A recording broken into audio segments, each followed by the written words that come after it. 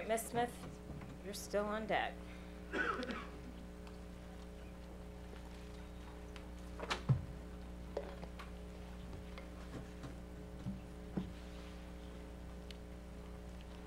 All right, Commissioner Elam. Thank you, Ms. Smith. If we could go back to the discussion we were having prior, and we had mentioned the code section 150. You talk about that section in your, I'm looking at your direct testimony for the progress docket, on page 12. Okay. All right, I have it. Okay, down at line 18, it says the cost caps prescribed by law inherently reflect an allocation of cost among customer classes and set an overall budget under which the company must operate. Yes, sir. And I'm interested in the term budget and how that relates to section 150.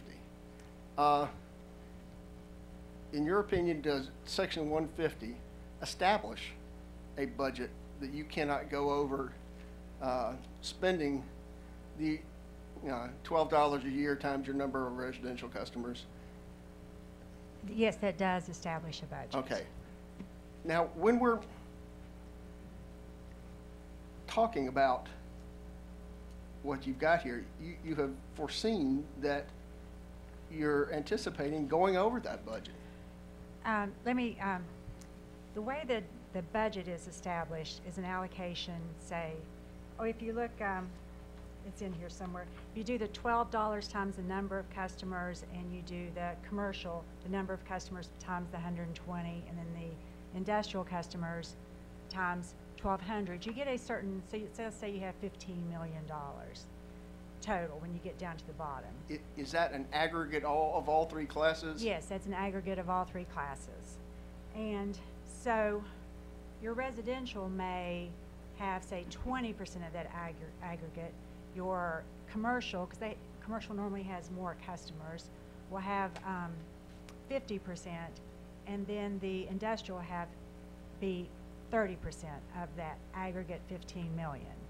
So that sets the budget, the 15 million. So we can that's what we consider our budget. Okay. Do you consider that the statute sets a hard cap on the amount that you can spend on DER programs in a given year? Let me go a little bit further. Okay, I think this will help.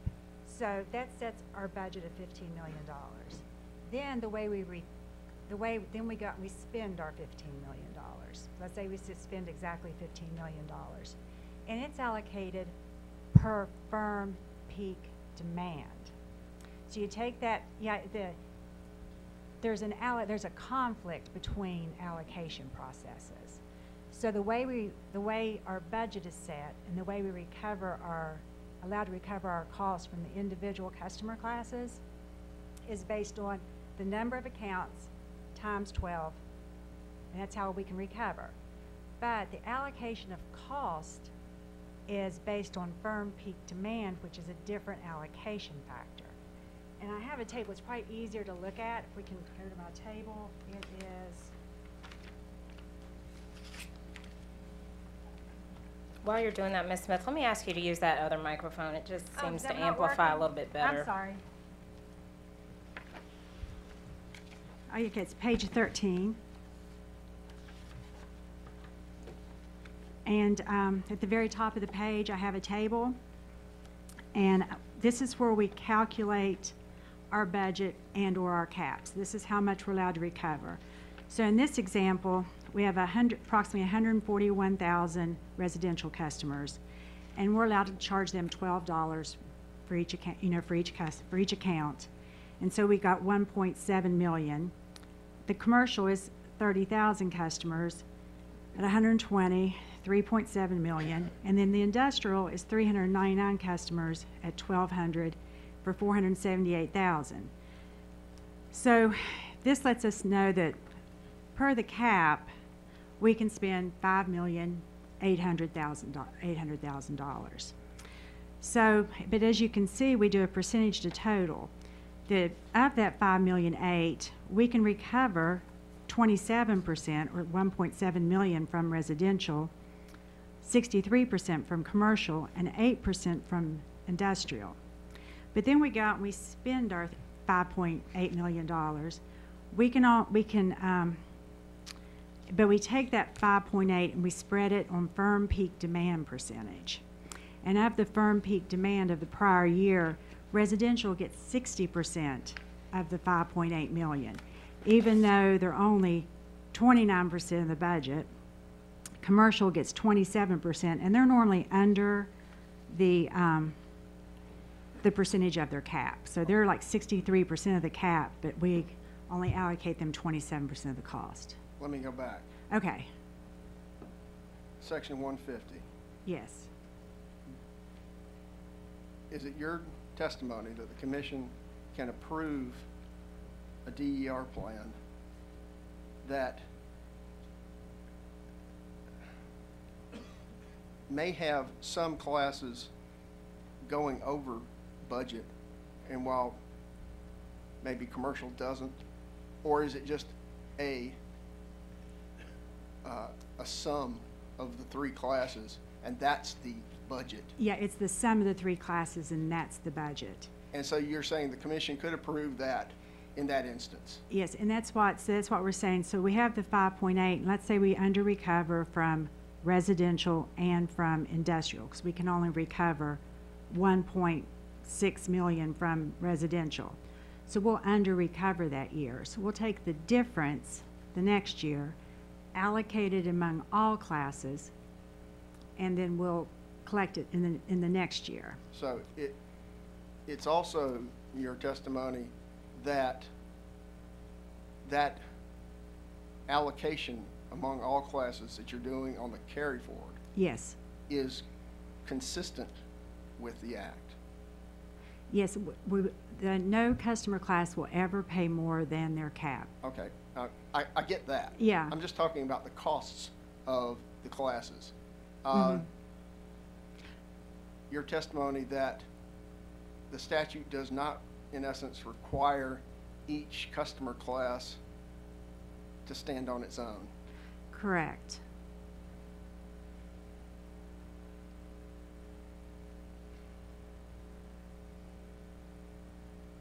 If the companies carry forward any costs in excess of the per account annual cost caps to the subsequent year, what happens to that access? We may have discussed this, but Okay. let's talk about it again. Does it remain within the DER capped line, even though it's allocated to all three classes by that environmental factor? It'll be allocated for the firm peak demand again. So we'll take the $1 million and we'll allocate it, say we're $1 million under recovered on residential. Right. We would take that $1 million with carrying cost and allocate it on firm peak demand over all three classes in a subsequent year. And once you allocate it, it's still subject to the DER cap? Yes, it is. Because it's part Yes, of sir. that DER charge? Yes, it is.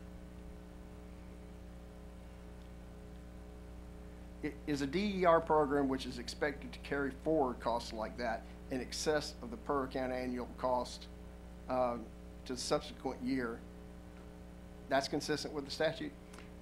Yes, and it's, if we didn't have the allocation conflict of allocating the cap on the number of accounts times a certain dollar amount, a cap amount, there's just a conflict there with the amount of them taking the actual cost and allocating it a different way. So anytime you have an allocation, two different allocations trying to match up, it's going to cause a problem.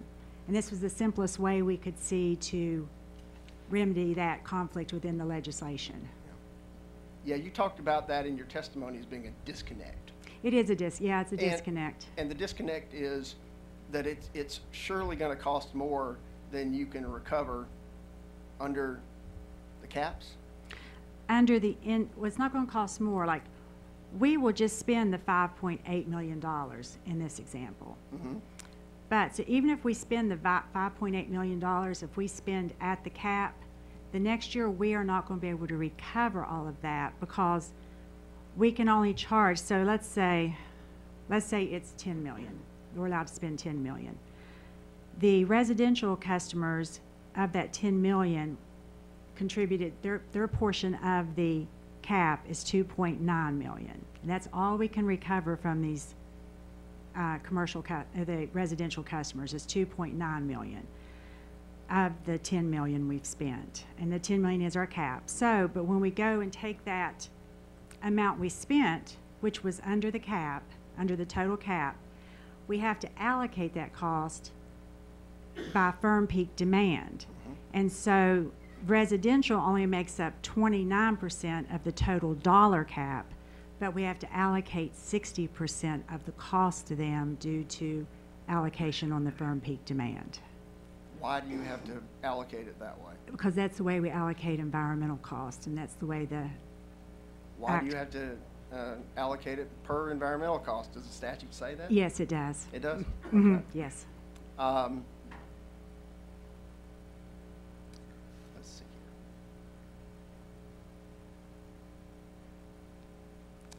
here. Does the statute envision these carryovers?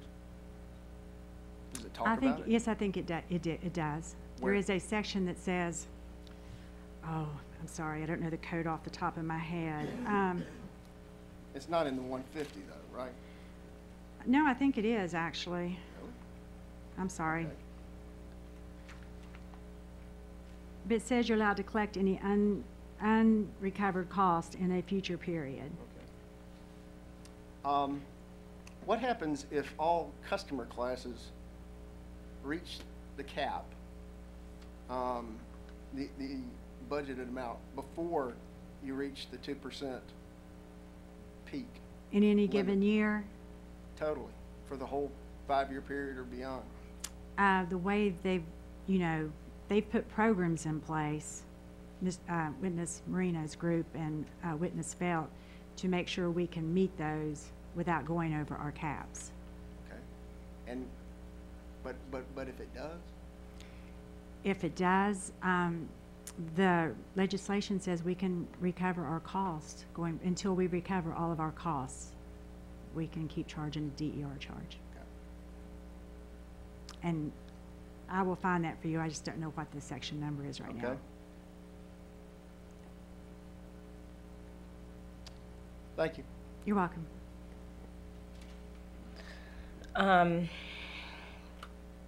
We'd like to know where in the legislation where in the act that is. So Okay. Mr. Ellaby will put you to work. You And already know? And I don't have the Yes. act with me, I'm sorry. Okay. Is this, the 5839 140F says the authorization to propose or approve new components of DER programs shall sunset and expire on January 1, 2021, provided, however, that the cost recovery provisions of this chapter shall remain in force until the costs associated with all approved DER program components have been recovered.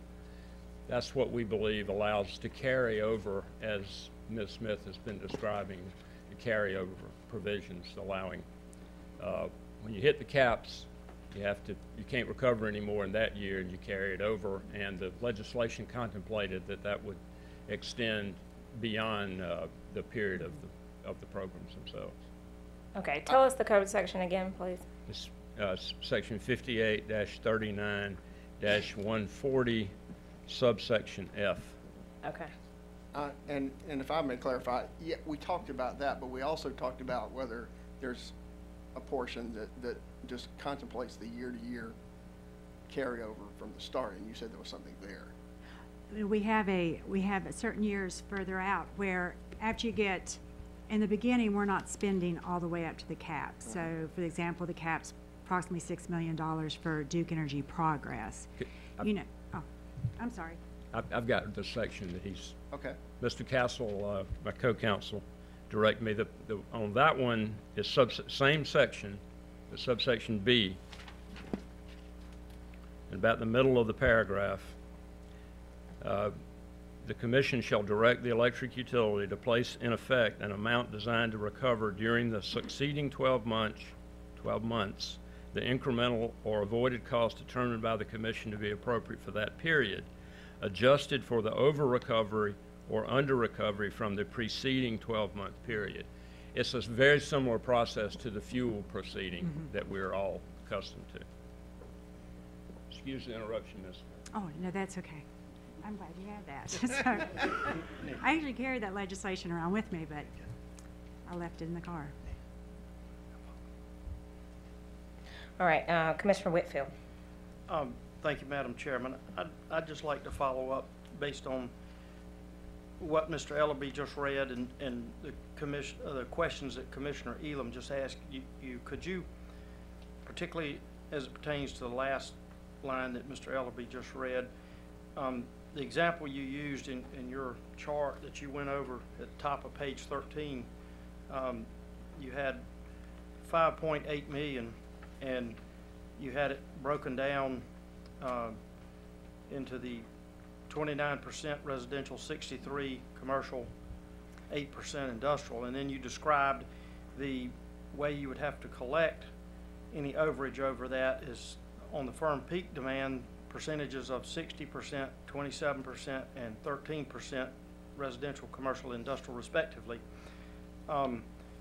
My question, I guess, is if you've collected the 5.8 million and say you use the example, of course this is not in your chart now, but you use the example of 10 million, you would continue to go forward in future years the remaining uncollected balance, and it would come back before us as an under recovered amount of 4.2 million, and then we would, as based on what Mr. Ellerby just read, we would set the new rate, the new tariff, just like we do in a fuel proceeding for fuel and environmental, but it still would have to correspond to those firm peak demand percentages until you collected it on out. So it could be spread out over a couple of years. Am I correct? Yes, because it could be, yes. But after a while, after we hit a certain amount of spend, we expect our spend to start going down. Because, for example, with the 10-year subscription fees, we'll actually have a DER incremental charge after 2020 because that's the programs are longer. Correct. So say that we hit the cap in 2017 and we can't recover. We're spending up to the cap and we cannot recover all of our recovery from the residential customers because of this allocation conflict. Then, but in 2018, you know, we're getting closer to getting our goals met, and say we only have to spend $2 million that year. Then we just add the under recovery to the $2 million and we spread it. So eventually it goes away. You know, we're spending so little that the under recovery we add to the current spend will be under all three classes individual caps. Does that make sense? Yeah, yes, and based on that and what Mr. Ellerby read, we would have to come back in and set a new factor to help you get to that, to get back to zero. Yes, sir. Okay, thank you. Yes. That's all I have, Madam Chairman. Commissioner Hamilton. Thank you, Madam Chair. Happy to, Ms. Smith, I know you're happy to be here. All right. It's always nice to be here. Well, that's good. Let's move over to the settlement agreement if we could for a minute. Okay. And we talk about some accounting there. On paragraph, I believe, B26 of the settlement agreement, you discuss moving incremental costs subject to the cost cap and from avoided cost. You're going to take your avoided cost and you're going to mix them until you get all you can get out of them, I guess is the simplest way to say it. Yeah. Basically, our avoided cost is a proxy for the company's traditional generation when we do like our avoided cost hearing. Yeah. So with the renewables, that portion above our traditional utility generation is what we call the incremental. Right. So that's how we'll determine the avoided cost to go through fuel as a per kWh or per kW like environmental, and the amount that will go through the incremental will be subject to the cap. The avoided cost will not be subject to the cap. But the the cost will be transferred over, though, won't they? Some of the costs, as I understood it. Some of the costs will be incremental. Yeah. So let's say we're purchasing, with these RFPs that go out, avoided costs, for example, might be $60 a megawatt hour right now. I don't know what the avoided cost is right now on the tariff sheets for purchase power for CSP or PP, but let's say it's $60. And all the RFPs come in, and the lowest bid is $70 a megawatt hour. So they just say it's $70 a megawatt hour, so we take our avoided costs that are approved in South Carolina of $60 a megawatt hour, and we recover that through the fuel factor, like purchase power, and then we take the $10, the difference between the amount above the avoided cost, and that would be the incremental portion. Okay. I think, in trying to understand this, is the treatment of these costs as you've discussed, are these in provision with the Act 236? Yes, they are. It says that you apply the avoided costs that are approved by the commission at the current time, and anything above the avoided cost is your incremental cost. Okay. Yeah. Thank you, ma'am. You're welcome. Commissioner Howard. Good afternoon, Ms. Smith. Good afternoon. How are you today? Stressful day, isn't it? In the settlement agreement, you discussed the solar rebates for non-residential customers. When the total incremental program cost increased from, I think it's 75 cents to $1, what did that do to the solar rebates, the total of it? That would actually be a question for Witness Marino. For witness who? Witness Marino. Oh. I'm sorry. I'm Is sure he they went able to up. answer it? Is he able? Ms. Dillon? Ms. Dell? Yeah, let's bring him back. I'd be curious to know what that was. Okay. Well, let's finish with Ms. Smith, and then we'll get back to that. Is that? Yeah. That's all. That's all. Commissioner Randall. Thank you. Just one quick question here to just go back to something we talked about with Mr. Marino and with Ms. Felt about the subscription fee. In the settlement agreement, when we were reducing it by 50%, you know, I guess the original was based on cost. Who pays the other 50%? Is it going to increase the cost for the other customers, or Yes, sir. so it will? Yes. Okay. The cost will still be there, but just it'll shift who pays that It's cost. just going to shift. Okay. Thank you. You're welcome. All right, any other questions for Ms. Smith? Redirect, Mr. Ellerby.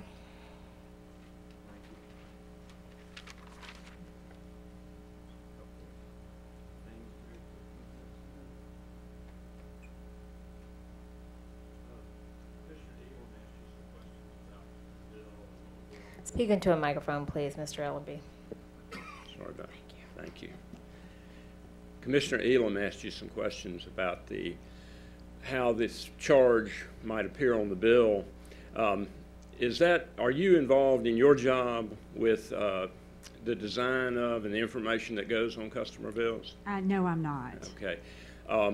Do you have an understanding that the consideration of exactly how the charge will be reflected on the bill is something that's still under consideration by the company? Yes. Okay.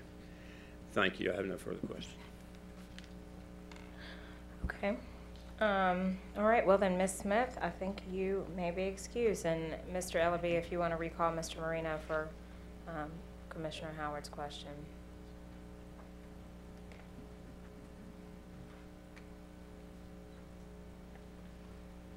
Mr. Marino, Ms. Wee will re-swear you just for the record.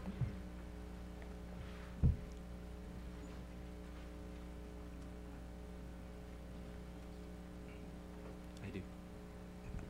Ms. Marine, I saw you looking frantically through a notebook, so I assume you have the answer. I heard that the question was related to a change in a cost estimate related to a dirt component change, so I just wanted to double check that we have the Incremental figure. cost increase because of Yes, if I understand the question correctly, is how much do the total costs change by increasing the rebate amount? Is that correct? Yeah. Cost increased by about $8 million. $8 million Yes, sir. because of that increase in 75 cents per dollar. Yes, over the length of the program, so it's beyond 5 years. Okay, all right. Thank you very much. Thank you. Thank you, Mr. Marino. Thank you. Mr. Ellerby, Mr. Castle? That concludes that one. Okay, excellent, thank you. Ms. Roberts, would you like to go next? Madam Chair, while we're taking this transitional step here, we would, that concludes our direct case, and we'd like to ask that the commission mark the companies, both Duke Energy Progress's and Duke Energy Carolina's applications as hearing exhibits as well. Okay. We will make them hearing exhibits number 5, right, in both dockets. So we'll go over all the exhibits at the end, but the application will be hearing exhibit number 5. All right, Ms. Roberts, thank you. Good afternoon, Commissioners. Again, my name is Stephanie Roberts. I'm here from the law firm of Spillman, Thomas & Battle, and I represent Walmart Stores East LP and Sam's Inc. East. That is collectively referred to as Walmart, and I'm here on behalf of Walmart in both dockets, docket 2015-53E for Duke Energy Progress, as well as docket 2015-55E for Duke Energy Carolinas for the applications to establish a distributed energy resource program. In these dockets, Walmart filed a petition to intervene on March 5th, 2015, which was granted March 25th, 2015. And on April 28th, 2015, Walmart submitted 7 pages of pre-filed direct testimony from Kenneth E. Baker, its Senior Manager of Sustainable Regulation.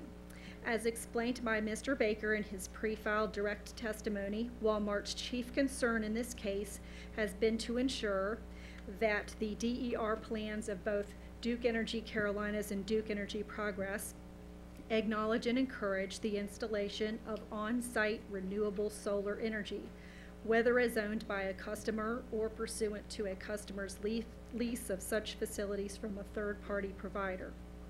Walmart participated in the settlement conference and in discussions among the parties to these cases, and Walmart very much appreciates the efforts made by ORS to include and address the settlement discussions, the issues raised by Mr. Baker in his pre-filed direct testimony as it relates to third-party leasing, as well as issues raised by the other intervening parties, and they worked very hard to get the settlement done, and we really appreciate it.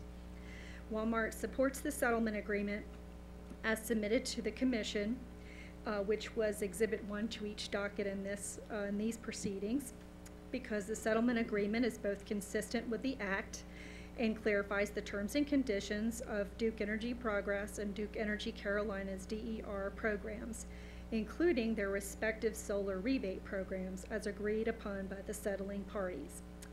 Walmart further appreciates the Commission's approval of its request to excuse the live testimony today of its witness, Kenneth Baker, and that, of course, prevented his traveling here from Arkansas. In accordance with Hearing Officer Directive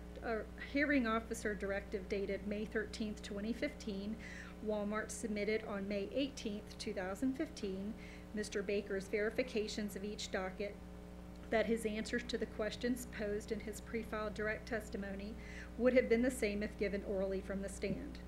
And I have copies of each of the verifications should the Commission wish to attach them as exhibits to this hearing.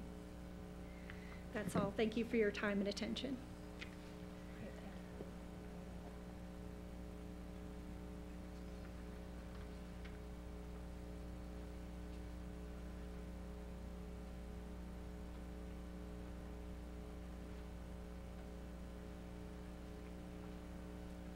All right, Mr. Baker's testimony then will be read into the record as if given orally from the stand, and his verification will just simply be attached to the testimony in both dockets.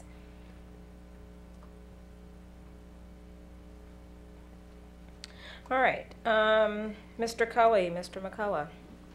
Mr. McCullough still isn't gonna do anything?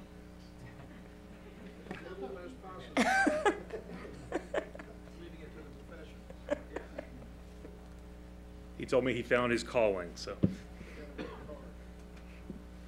I'm Thad Cully, the law firm Keys, Fox, and Weedman, on behalf of the Alliance for Solar Choice, and we'd like to call Justin R. Barnes, our one and only witness. Come forward, Mr. Barnes, and if you can just sit right there at that table, and if you can use that, yes, please use that microphone.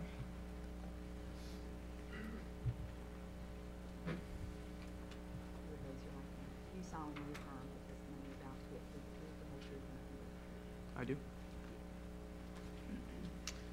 Good afternoon, Mr. Barnes. Could you please state your full name and business address? Justin Robert Barnes. My business address is 401 Harrison Oaks Boulevard, Suite 100, Cary, North Carolina. And by whom are you employed and in what capacity? I am a policy research manager at EQ Research, LLC. And did you cause to be filed in this proceeding? And by this proceeding, I refer to docket 2015-53-E, the Duke Energy Progress. Did you cause to be filed in this proceeding direct testimony consisting of 25 pages and one exhibit consisting of your resume? I did. And if I were to ask you the same questions today, would your answers be the same? They would. And Madam Chair, I would ask that the pre-filed direct testimony of Justin R. Barnes on behalf of the Alliance for Solar Choice be received into the record as if given orally from the witness stand. Okay, Mr. Barnes' testimony will be read into the record as if given orally. Thank you. And additionally, I move this time for the exhibit pre-marked as Exhibit JRB-1 to be marked for identification and entered into the record. Okay, Mr. Barnes' exhibit will be hearing exhibit number 6 in those dockets. Thank you. And Mr. Barnes, have you prepared a summary of your testimony for the Duke Energy Progress DER program application? I have. Okay, please proceed. Madam Chairman, Commissioners, good afternoon. My testimony in this proceeding discusses how Duke Energy Progress's Distributed Energy Resource Program, or DER program, meets the requirements of 2014 Act 236 and the settlement agreement entered into in docket number 2014-246-E, the predecessor to the current DER proceedings. Based on this discussion, I suggest several modifications to the company's DER proposal to better align it with Act 236 and the settlement agreement, and to improve the effectiveness of programs intended to support customer-sited solar development. Specifically, my testimony addresses 3 primary elements of the company's DER program. 1, whether it is appropriate to count shared solar subscriptions towards the Act 236 target for customer generators sized at no more than 20 kilowatts. 2, the company's proposed solar rebate incentive design. And 3, assignability of solar rebates to facility owners such as lessors of solar systems. With respect to the company's shared solar proposal, I outline why it is not appropriate at present to count shared solar participants towards the target for customer-sited systems of 20 kilowatts or less. This so-called small system requirement is established by Act 236 at 0.25% of the company's 5-year average peak demand by 2020. The settlement agreement in docket number 2014-246-6-E accordingly establishes the 25% or the 0.25% target as a minimum requirement for the provision of incentives to customer generators with on-site generation of 20 kilowatts or less. Utilizing shared solar participation to meet this benchmark could detract from the availability of DER incentives and opportunities for customers that choose to install on-site solar generation systems. Therefore, I recommend that such a measure only be considered if the net metering and solar rebate programs fail to produce sufficient customer generator capacity of 20 kilowatts or less by the end of 2020. With respect to proposed design of the solar rebate program, I recommend that the proposal put forth by the company be modified to establish an overall declining block design where incentives decline by predetermined amounts as program enrollment benchmarks are met, to also remove annual program capacity limits, and to clarify that solar rebate incentives may be assigned to solar project owners, including lessors of such systems. These changes would support a program that is predictable, transparent, and easily understandable to solar companies and prospective participants, characteristics that are critical in determining whether the program is successful in meeting the DER program targets. The settlement agreement in this proceeding provides that shared solar participation will not initially be counted towards the small systems requirement. It also outlines a solar rebate program design that is very similar to the design I propose in my testimony and is consistent with the principles of program simplicity, certainty, and transparency. The Alliance for Solar Choice, or TASC, supports the settlement, as does my testimony. This concludes a summary of my testimony and how it relates to the terms of the settlement agreement. Thank you. Okay, thank you, Mr. Barnes. And now switching gears to the DER program application for Duke Energy Carolinas, which is docket number 2015-55-E. Did you cause to be filed in this proceeding direct testimony consisting of 25 pages and 1 exhibit? I did. And if I were to ask you the same questions today, would your answers be the same? They would. And Madam Chair, at this time, I would ask the pre-filed direct testimony of Justin R. Barnes be received into the record as if given orally from the witness stand. Okay, Mr. Barnes' testimony will be read into the record as if given orally from the stand. His exhibit will be hearing exhibit number 6 in this docket 55E. Thank you, Madam Chair. And Mr. Barnes, would you like to adopt this summary you just gave of your direct testimony for the Duke Energy Progress application for the Duke Energy Carolinas application? Yes, I would. Okay, Madam Chair and Commission, this witness is available for questions. Okay, thank you. Commissioners' questions. Commissioner Hamilton. Hey, Mr. Barnes, happy to have you with us, sir. Could you tell me the difference in cost in a unit as a shared unit versus a rooftop unit? Well, probably at a broad level. You know, I know if you were to look at, well, I suppose I don't know what specific costs are in South Carolina for residential systems, and obviously they're going to vary a little bit, you know, just based on the site itself. I participated and helped design a solarized program in Raleigh, North Carolina recently, and the bids that we got were on the order of $3.70 per watt, $3.75 per watt, somewhere between, say, $3.50 and $3.75 per watt. For a say larger ground mount system, just having looked at some recent statistics from a publication called it's published by Green Tech Media. It's kind of like their quarterly solar market reports. You know, you might see ground mount systems of, say, comparable to a megawatt in size down around, say, the $2 per watt range. That's I suppose, inexact recollection on my part, but I think the difference is, you know, can be fairly substantial. And, you know, maybe in South Carolina, the right number for residential is 340 or 350, but there's obviously going to be a fairly sizable difference. Okay. Thank you, sir, very much. All right, I'm sorry, Mr. Gould, I didn't mean to slight you. Did you have any questions for Mr. Barnes? I didn't. Okay, thank you. Commissioner Fleming. Thank you. Good afternoon. In your testimony, you talked about distinct market characteristics and participant characteristics for for residential solar. Could you elaborate on that, what those distinct differences are? I believe in the context I was referring to, it was to kind of differentiate who might be a prospective participant in the shared solar program versus who might be someone more inclined to install a system on the rooftop. Is that the section you're referring to? Yes. Okay.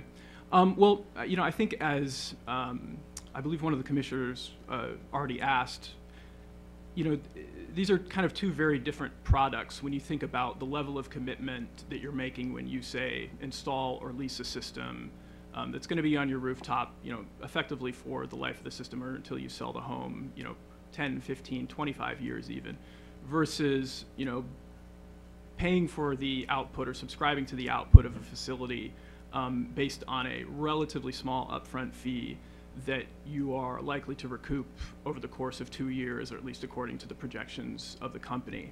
And I think so there's a kind of a very dramatically different risk-reward relationship there, where, you know, in the long run, you could, you know, very well be much better off by purchasing or leasing a system in terms of how much energy you're going to save, what your cost savings are going to be. You're going to have ownership over something. You know, once you've kind of met that payback, you know, that's a value, certainly. It's also potentially, if you're purchasing it, a very large upfront cost.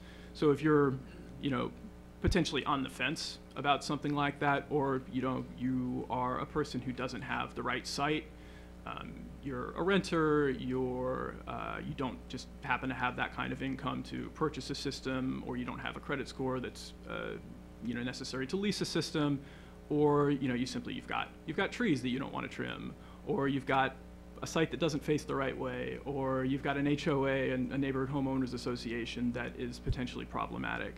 I mean, those are all kind of things that might steer you in the direction of participating in shared solar.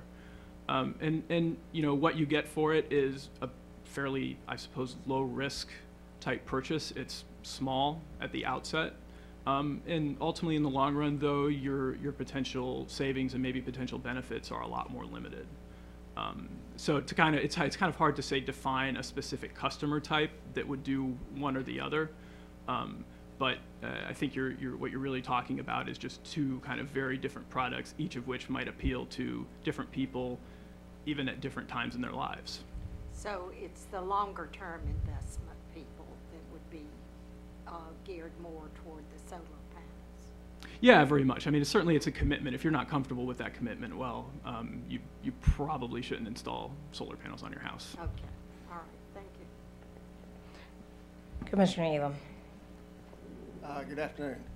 I don't know if you were in the hearing room earlier when I was discussing insurance issues with Ms. Felt. And I'm interested if you are aware of any instances where there have been issues. I think certainly between if you are leasing a solar panel on your roof and what home insurance companies, the reaction is as far as who covers the roof and whether or not that somehow putting a solar panel on your roof is problematic for your homeowner's insurance, as far as, I don't know, just simply if you get the roof damaged by hail. Okay, well, so I think there are probably a couple different elements to that. I mean, one, you're talking about two kind of different ownership arrangements, one being a lease versus one, where you actually own the system. Mm-hmm. So I guess starting off with what I think is maybe, for homeowners insurance, probably the more significant is one where the homeowner is actually owning the system. And there's a couple considerations that you would think about. One, does my homeowner's insurance actually cover this? That's a question that got raised. It's been raised probably for 15 years. And 15 years ago or 10 years ago, it used to be when insurance companies just were not very familiar with solar, and it was very, very rare. You might get an answer if you were to ask your insurance company, we're not sure, or I don't know. These days, and while I've heard of a few isolated instances where an insurance company has said, no, we don't think that's something that's covered under your insurance, these days there are ample companies that will absolutely say, yes, that's covered under your homeowner's insurance. The other question you might have is whether or not the coverage that you have is sufficient to cover kind of that added, we call the replacement cost of the system.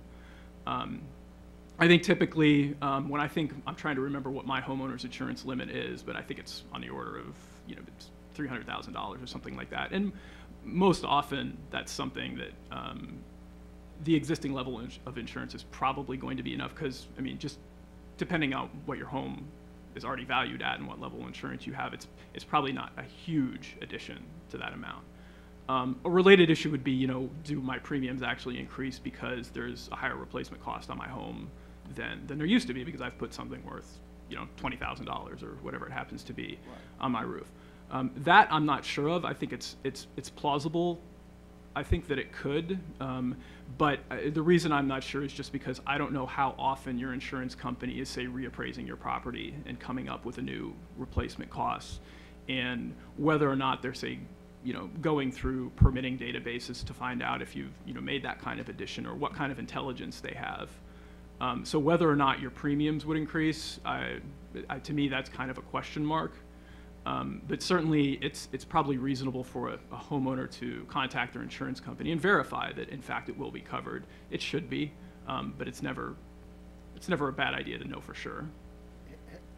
I've known homeowners insurance companies to get to the point where when they inspect your home, they tell you got to paint it before, or they'll cancel your policy.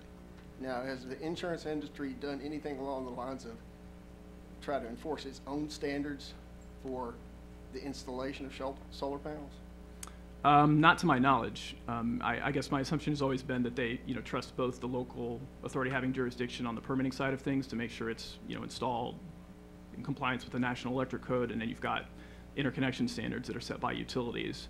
I've never heard of specific standards being established by insurance companies for like rooftop residential systems. But definitely a good idea for a customer that's doing this is to contact their insurance agent first. Yeah, I mean, that's kind of always a good idea. And same for, say, like a homeowners association. It may not be a problem, but you're better off kind of knowing upfront than, asking for permission later after you've already spent a significant amount of money. It's just good behavior, good manners. Thank you. Right. Oh, Commissioner Howard. Good afternoon. I was wondering if your organization has done any demographic studies on the typical purchaser of solar panels, rooftop.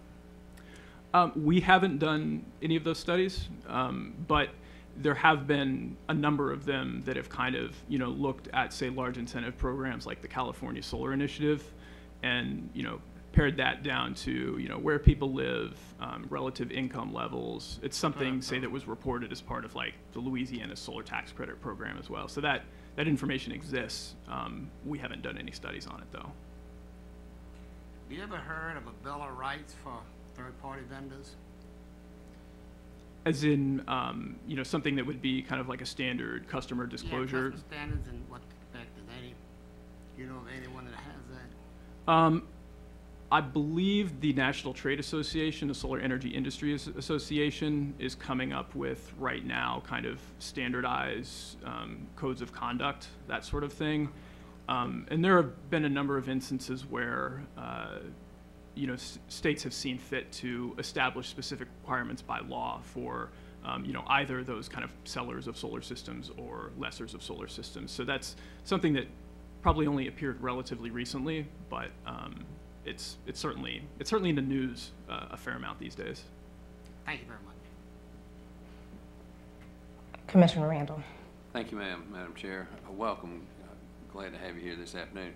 Got a couple of questions and sort of follow-ups on some of the other commissioners' questions. Commissioner Hamilton earlier had asked about maintenance of solar panels, that kind of thing, and I've always been interested in this because, when you're talking the difference in rooftop, and you answered a little bit of the question a while ago when you said if you got a big tree you don't want to trim, that kind of thing, where you've got the difference in which is better, rooftop or shared solar that's out in the open a little bit more.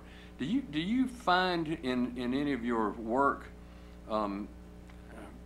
where, say, you got a house that's got a lot of oak trees, pecan trees, pine trees around it that give off a lot of junk and end up on your panel? Do you find, does that degrade the panels at all, or is that does that form another industry or job creator to clean those things? Because I know I just look at my car windshield and see that, and I've always wondered how, if that's a factor anywhere where it makes more sense to have panels that are unencumbered by a lot of trees that give off a lot of sap.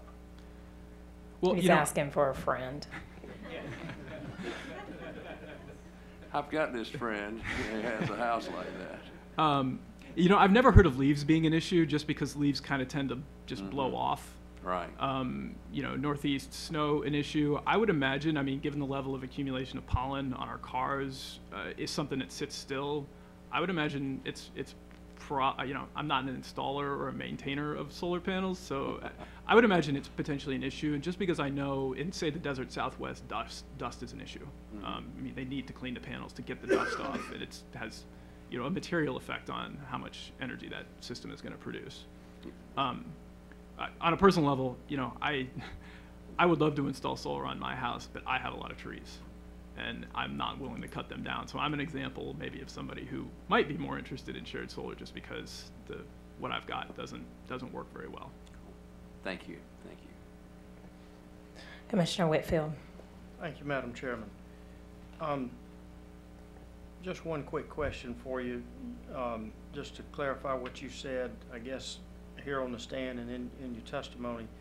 If I understand it right, you were saying that the shared solar should only be counted toward the 25% requirement, and that if there's not enough, if the programs fail to produce enough customer-generated to meet that 25%, your contention was to count it, but not till the end of 2020. Is that right?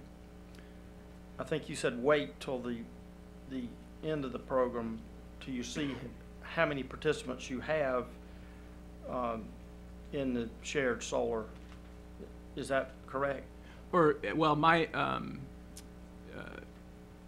I guess to kind of reprise the question, my position was that don't count it until it becomes clear that these systems that are like physically under 20 kilowatts, you know, separate systems. Right. Until it becomes clear that the development of those is not sufficient to meet the target, in which case consider whether or not shared solar participation should count towards the target, I guess to the extent that these shares are less than 20 kilowatts. In other words, you think there'll be more interest, obviously, in the shared solar and less in the smaller systems, is what you're anticipating. Is that right, or no? No, not necessarily. You know, my position on that was just that having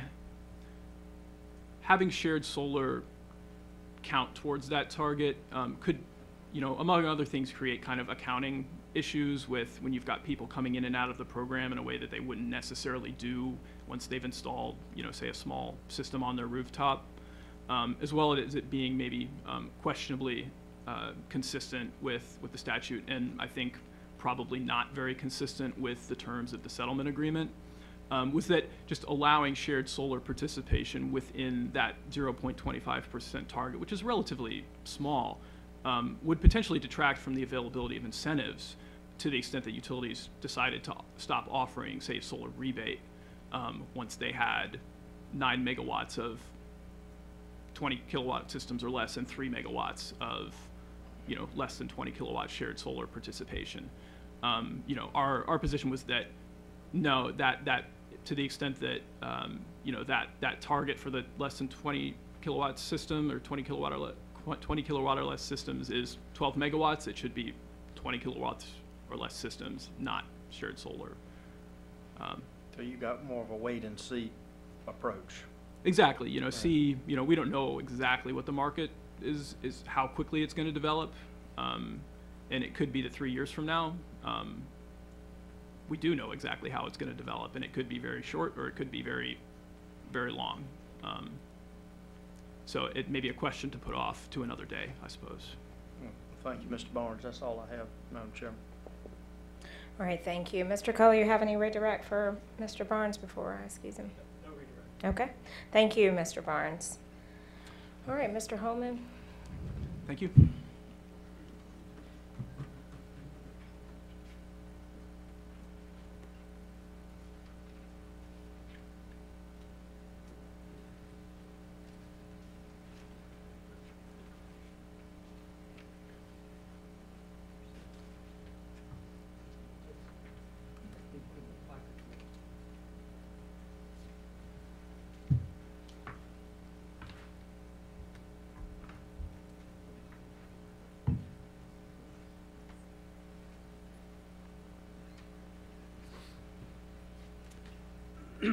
Thank you, Madam Chair.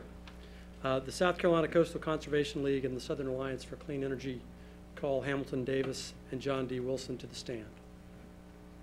You'll raise your right hands, please. Do you solemnly affirm the testimony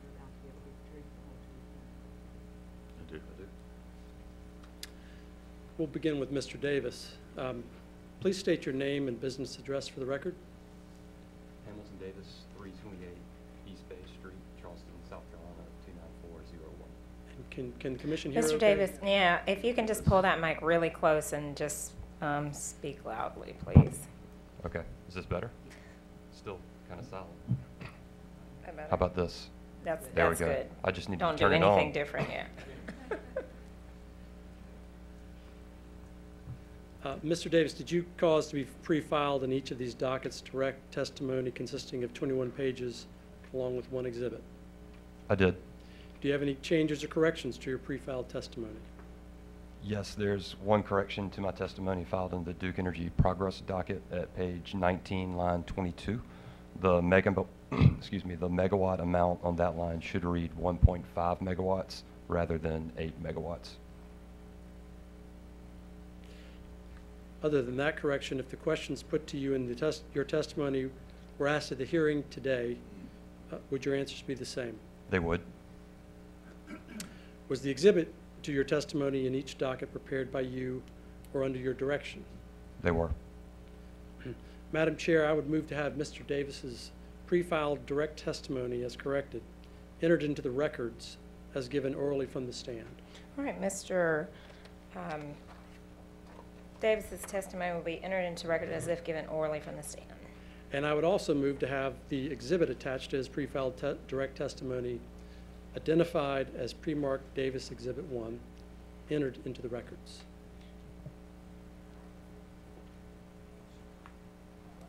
All right, his exhibit will be entered into the record as hearing exhibit number 7. Very good. Mr. Davis, did you prepare a summary of your testimony today? I did. Would you please give your summary to the commission? I will, Madam Chairwoman and members of the commission. Since my testimony was filed with the commission in both dockets on April 28th, 2015, the South Carolina Coastal Conservation League and Southern Alliance for Clean Energy have signed settlement agreements with Duke Energy Progress, Duke Energy Carolinas, the Office of Regulatory Staff, and other parties to these two proceedings. The settlement agreements were filed with the commission on May 12th, 2015. CCL and SACE support the settlement agreements as reasonable and fair compromises that translate the promise of Act 236 into reality for Duke's South Carolina customers. My pre-filed testimony in both dockets commends Duke Energy Progress and Duke Energy Carolinas for filing applications to establish distributed energy resource programs and offers recommendations for improving the company's programs as originally proposed. First, I recommended that the companies not count shared solar subscriptions towards meeting Act 236 target for rooftop systems no greater than 20 kilowatts in nameplate capacity. Second, I recommended that the companies consider ways to make their programs more accessible to more potential participants, regardless of income level. Third, I recommended that the companies change their proposed program modification procedures to add transparency and predictability. Fourth, I recommended that the companies consider a step-down approach to altering incentive levels in the future. Finally, I recommended that the companies clarify that the renewable energy credits generated by its program be maintained for the benefit of South Carolinians. As stated earlier, CCL and SACE have signed the settlement agreements in these two dockets. The agreements address many of the above recommendations, and we believe that the settlement should lead to a successful implementation of Act 236 for Duke's customers. Solar power is an abundant, zero-emission, and cost-effective energy resource in South Carolina. Rapidly increasing its deployment will produce jobs in our state and solidify our competitive edge as a clean energy leader. We commend the companies, other stakeholders, and ORS for their hard work reaching this compromise. Thank you. Thank you. Mr. Wilson, could you please state your name and business address for the record? I'm John D. Wilson, and I'm with the Southern Alliance for Clean Energy at 1810 16th Street Northwest in Washington, D.C. 20009. Thank you. Did you cause to be pre-filed in these two dockets direct testimony consisting of 12 pages along with 2 exhibits? I did. Do you have any changes or corrections to your pre-filed testimony? No. If the questions put to you in your testimony were asked at the hearing today, would your answers be the same? Yes. Were the exhibits to your testimony in each docket prepared by you or under your direction? Yes. Madam Chair, I would move to have Mr. Wilson's pre-filed direct testimony entered into the records as though given orally from the stand. All right, Mr. Wilson's pre-file will be entered into the record as if given orally from the stand. I would also move to have the exhibits attached to his pre-filed direct testimony identified as pre-marked Wilson Exhibits 1 and 2 entered into the records. All right, his pre-filed exhibits 1 and 2 will be entered into the record as hearing exhibit number 8. Mr. Wilson, did you prepare a summary of your testimony today? Yes. Could you please give your summary to the commission? Thank you. Good afternoon, Madam Chairman and Commissioners. It is my pleasure to testify today in support of the settlement agreements as previously described by Mr. Davis in his summary. Prior to the settlement agreement, I filed direct testimony with the Commission in both dockets on April 28, 2015. My pre-filed testimony addresses Duke Energy Progress and Duke Energy Carolina's plans to issue requests for proposals, or RFPs, for utility-scale projects, for utility-scale solar energy production facilities. The companies initially proposed to issue an RFP for 10-year power purchase agreements, or PPAs, for projects between 1 megawatt and 10 megawatts in size. The companies also proposed to solicit bids for turnkey projects of the same scale. Unlike PPAs, which would provide the company with power only, turnkey projects would result in the companies taking ownership of a constructed plant. My testimony supported the company's plan to solicit both PPAs and turnkey proposals. However, I recommended that the Commission require that the companies solicit and consider offers of PPAs of longer durations than 10 years. My testimony recommended that PPAs of 20, 25, and 30 years should be considered, in addition to the 10-year PPA term, because longer-term PPAs typically result in lower financing costs for projects and lower prices paid for the kilowatt hours purchased. An analysis performed by the Southern Alliance for Clean Energy compared the prices for 10-year PPAs to 20-year PPAs based on information gleaned from solar developers. The analysis, which is included in my testimony, showed that longer PPAs yield a lower per kilowatt hour price for consumers. As part of the settlement agreements filed in these two dockets, the companies have agreed to extend the solicited PPA terms from 10 years to 15 years. We believe that the settlement should lead to successful implementation of Act 236 and the company's proposed distributed energy resource programs. Thank you very much. Thank you. Madam Chair, members of the Commission, the witnesses are available for questions. All right, thank you. Mr. Gall, any questions for these witnesses? No questions. Okay. Commissioner Randall. Oh, yes, thank you, gentlemen, for being here today. Just one question, Mr. Davis. Do your clients have a preference, do you think, for the between rooftop or ground-mounted solar? Well, I don't have clients. We have members I didn't know of the exactly what the Coastal Conservation League, members. and I interact with the There you community go. a good bit.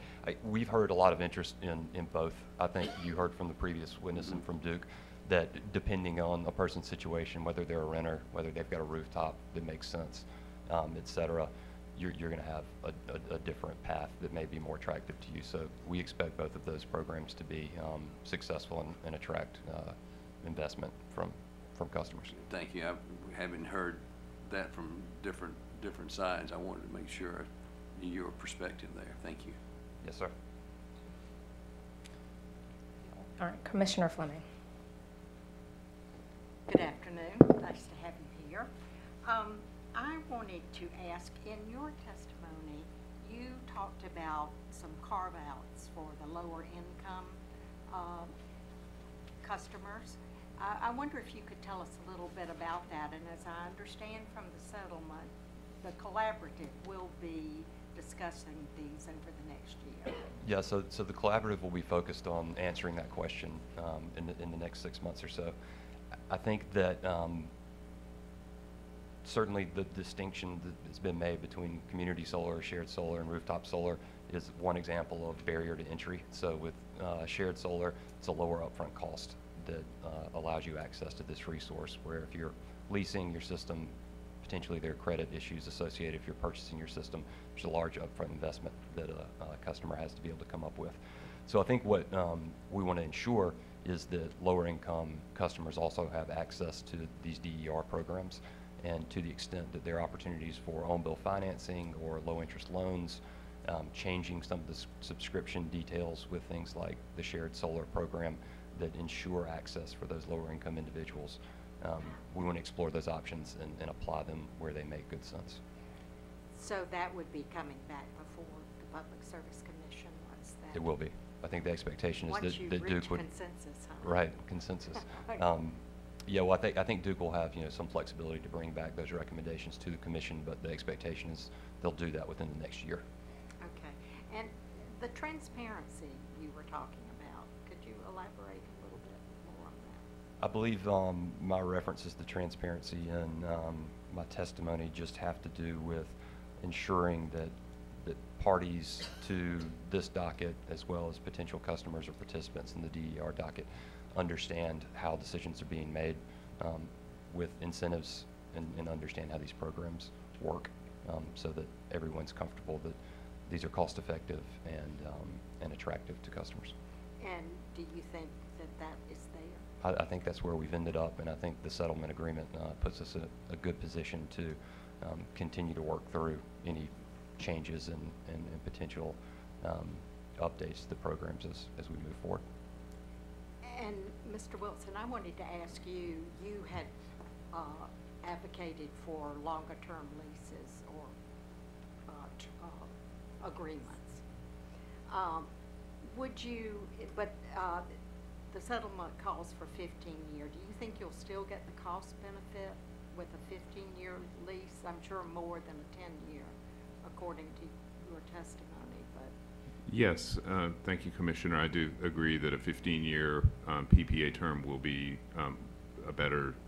will result in a better cost than or a lower cost, excuse me, than the 10-year term. Okay. Thank you. Thank you. All right, I just have one question for you, Mr. Wilson. You indicated in your testimony that you think that the value of DER generation should be recovered via the fuel costs and turnkey via base rates. Do you think that that is consistent with the Act? I think that the Act language, as I read it, and I'm not an attorney, so I was primarily analyzing it from the point of view of what was presented in the testimony and in prior proceedings, and not as a legal expert. So I would defer to attorneys on the legality of what's being proposed. I think the settlement speaks to that, and I would refer sort of the legal interpretation to the attorneys. Okay.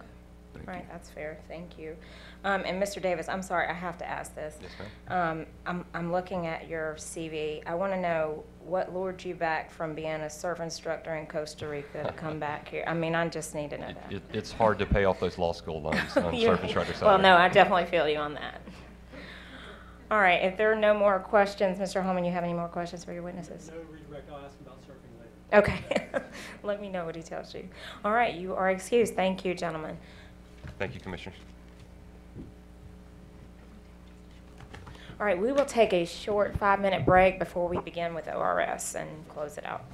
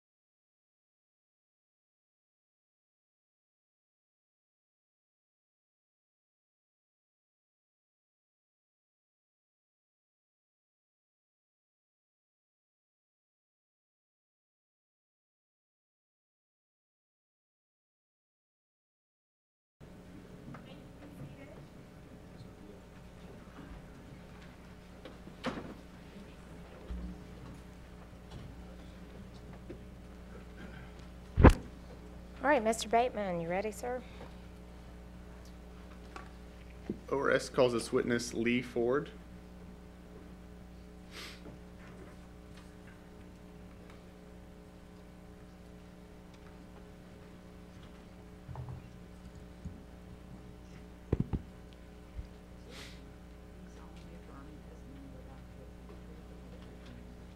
I do. Ms. Ford, please state your full name and occupation. My name is Lee Ford, and I'm the manager of the electric department for ORS. And are you the same Lee Ford who pre-filed 10 pages of direct testimony in docket number 2015-53E on April 28th, 2015? Yes, I am. Do you have any changes to your direct testimony? No, I do not.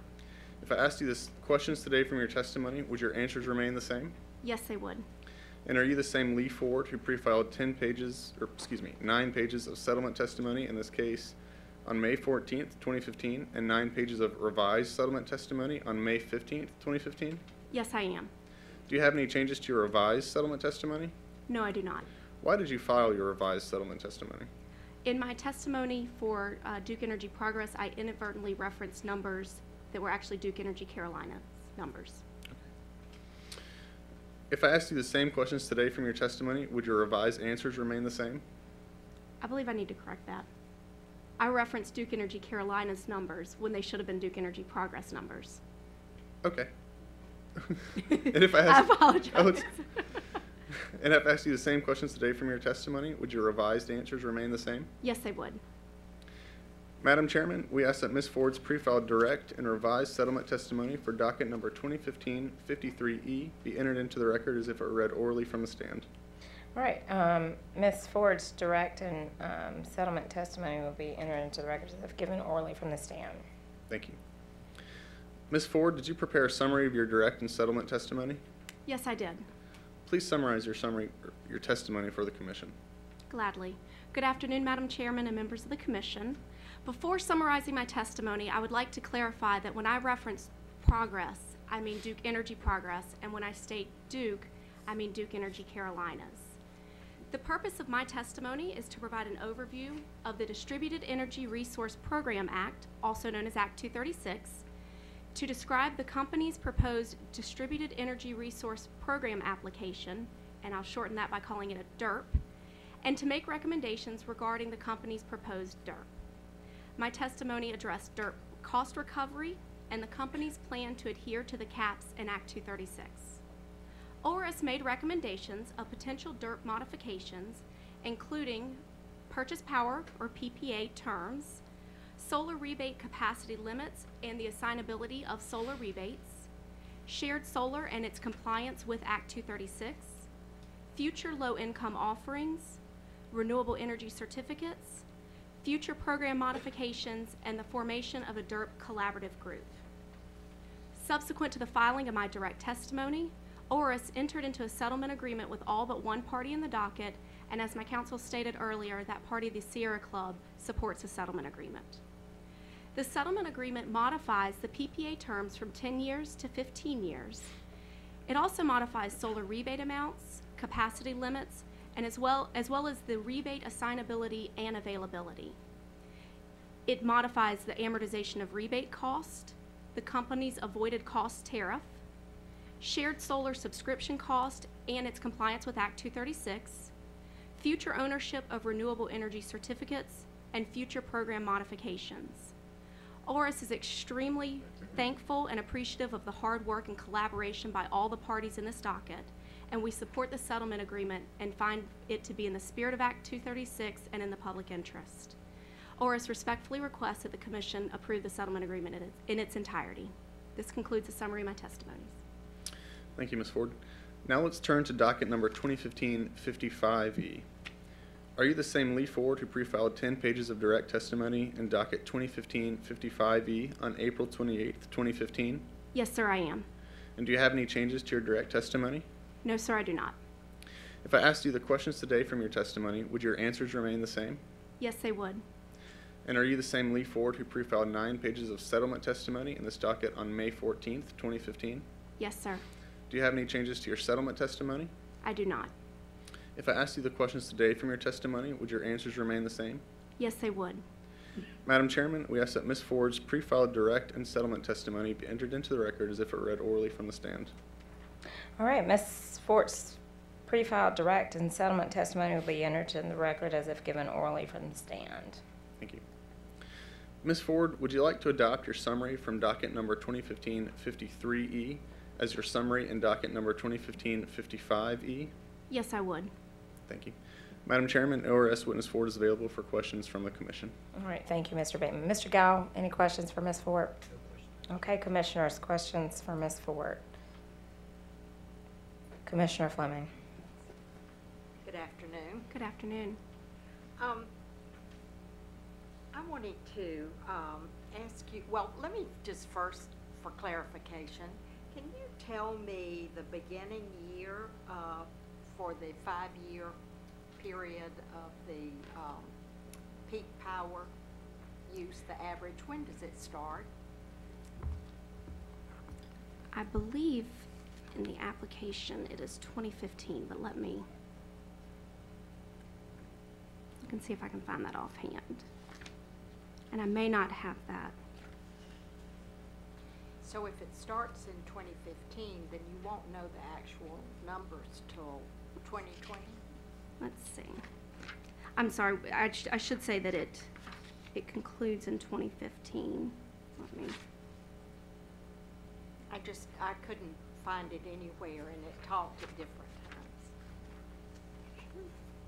All right. On page 5, I'm looking at the Duke Energy Carolinas application. That's the first one I grabbed. On page 5 in the footnote, it references that when they discuss their Tier 1, the utility scale, that 1% of the company's previous 5-year average, and they say 2012 to 2016. But then looking at the Tier 2, they also reference 2016 to 2020. When we looked at the numbers, because if you'll notice, the numbers that I reference in my testimony are slightly different than the total numbers that Duke referenced. We use that Tier 1 calculation, the 2012 to 2016 amount. Okay, so it's officially, it's now being used for both tiers. That is what ORS is recognizing, yes. Okay, thank you. As I understand it, you're certifying the third-party vendors providing solar services? ORS is also tasked with coming up with an application for third-party leasing companies. That is correct. Okay. How will you determine that the third-party vendors are qualified to provide the solar services? That is a very good question. We have been spending months and months developing an application. We've been speaking with those in this arena, the solar developers, conservation groups, the utilities. We've been seeking feedback from national organizations. Actually, South Carolina is, as far as we can tell, the only state that has an application requirement for third-party leasing companies. So we're learning a lot as we go along, and so there's a multitude of questions, and when that application is finalized, then it will be out for public consumption. Okay, so you're setting the standards then? Yes, ma'am. For them, and they will have to meet those standards before they're accepted into the program? Right. We are developing an application that will ask various questions, anything from, in the draft that I've seen, financial data, experience, years experience, any type of litigation, things along those lines. And we'll do it similar to what we've done in other industries to determine if they're fit, willing, and able. Okay. And who will be responsible for the safety and maintenance of solar facilities not owned by the utility? I think it'll depend on what type of agreement that person has. If it's a leasing situation, depending on the lease agreement, it may fall to the leasing company.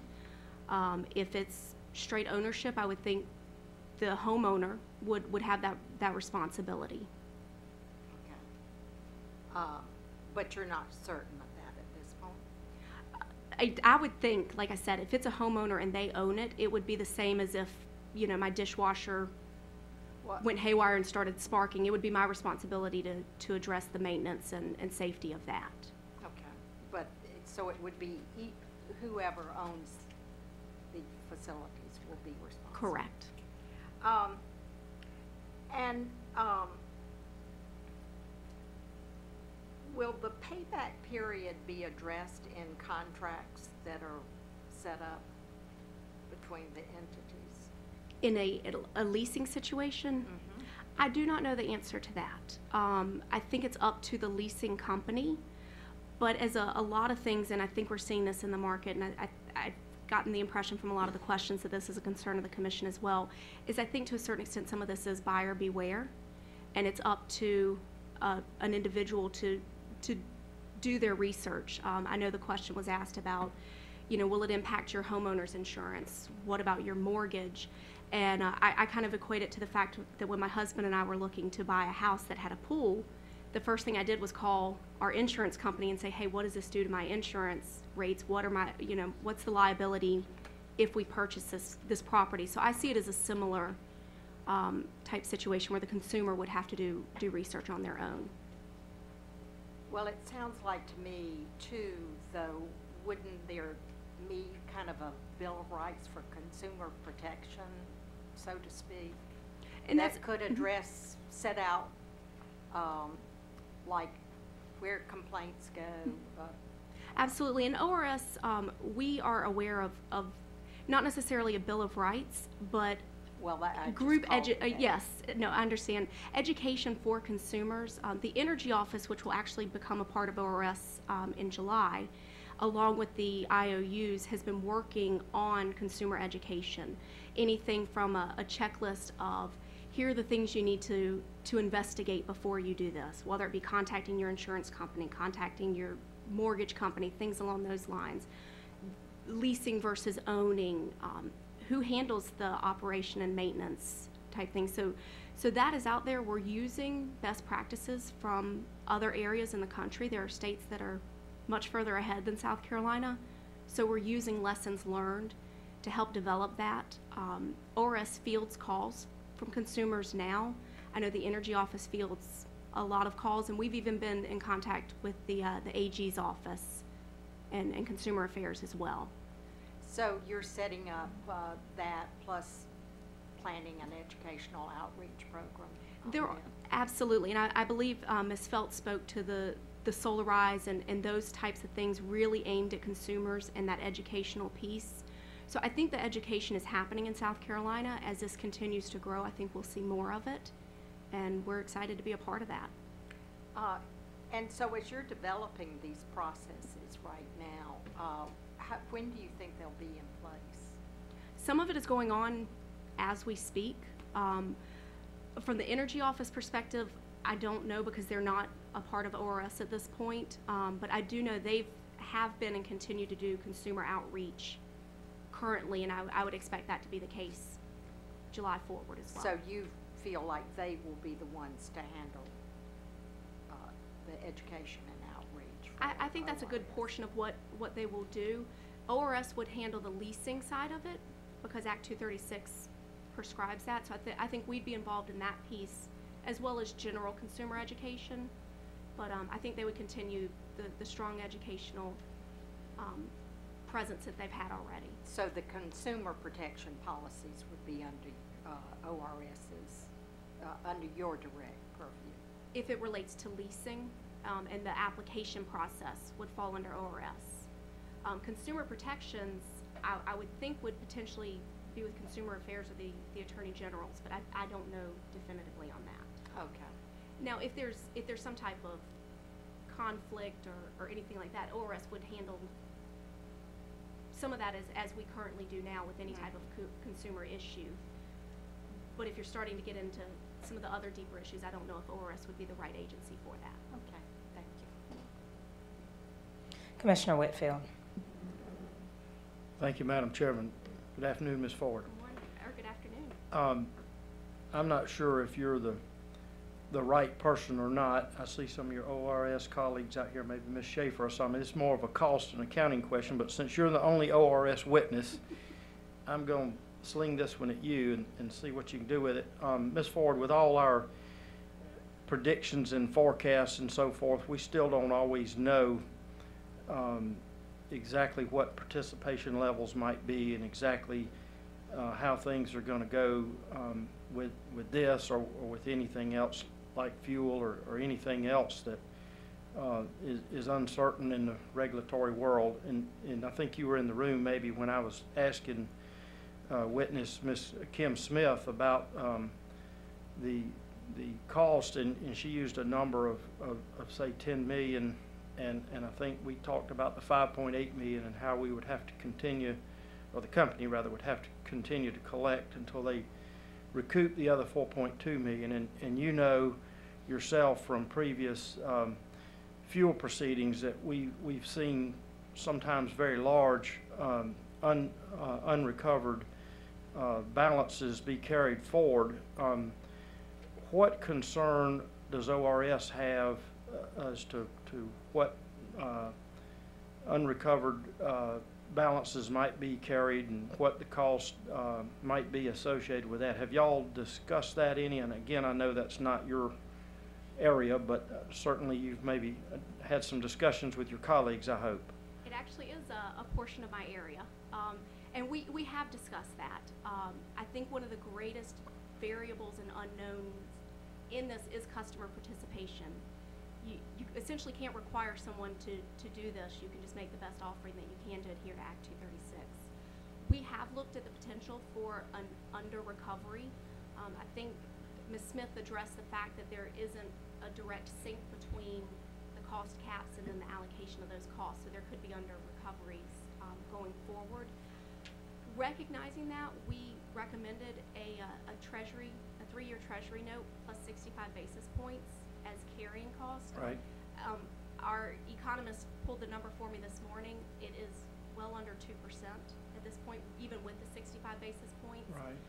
So as far as carrying cost, we felt comfortable that it would, allow the company to be made whole, but not overly burden the ratepayers with 12, 13% in interest rate. Well, and I saw those numbers in your testimony, Yes, in the testimony, and I guess what I'm saying is, do you, of course, we don't know what the future holds, but do you see something like that getting kind of kicked down the road in the future? And of course, when that happens, everybody's paying, all classes, everybody's paying, and I just wondered if you had any discussions on that end at ORS. We did, and because participation is the unknown factor, I couldn't say definitively how long this would Ms. go. Ford, is that microphone on? The people in the back can't hear you. Okay. Is that better? Yes. Okay. Participation factors are unknown, and so we don't know when this potentially will end. I will tell you it would be beyond 2020. And I think Act 236 envisions that. It addresses the fact that these costs can be recovered well beyond the sunset of the DER program. And also I think it anticipates an under and over recovery possibility. Okay, well, thank you. Thank you. You did answer my question Well, good. For the most part. Thank you. Thank you, Madam Chairman. All right, any other questions for Ms. Ford? All right, Mr. Bateman, any redirect? Okay. All right, Ms. Ford, you may step down. And Mr. Bateman, does that conclude your case? It does. Okay. All right, I'm going to have Mr. Butler read the exhibits for us so we are all on the same page. Please, sir. Yes, Madam Chairman, I'd be glad to do that. I will read the list for progress, but I will tell you it's identical to the list for Duke Energy Carolinas up front. Exhibit number 1 will be the settlement agreement. Exhibit 2 will be Mr. Marino's direct exhibits 1 and 2. Exhibit 3 will be the late filed exhibit that was requested, having to do generally with avoided cost tariff effect on existing customers. Exhibit 4 will be the Smith direct exhibits 1 through 5. Exhibit 5 will be the application in this case. Exhibit 6 will be Mr. Barnes' direct exhibit JRB 1. Exhibit 7 will be Mr. Davis's pre-filed direct exhibit number 1. And exhibit number 8 will be Mr. Wilson's pre-filed direct exhibits 1 and 2. And that does complete the list of exhibits, Madam Chairman. And again, as stated, the Duke Energy Carolinas list is identical. All right, excellent. Thank you, sir. Proposed orders by June 24th, 2015. Is that fine with everyone? Okay, excellent. All right, well, thank you to all of our parties for a fairly painless hearing. Thank you also to our cameraman. We appreciate you. We'll see you in a few more weeks, and we are adjourned.